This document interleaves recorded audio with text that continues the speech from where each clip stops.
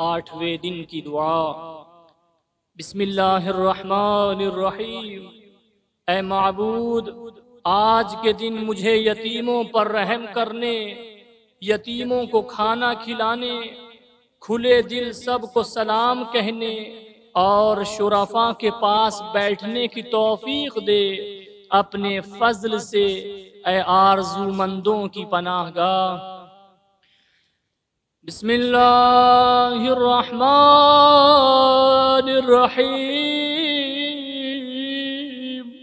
अल्लाहुम्मा अर्ज़ुक़नी फ़ीहि रहमतल अयताम व इत्आमत तआम व इफ़शाअस सलाम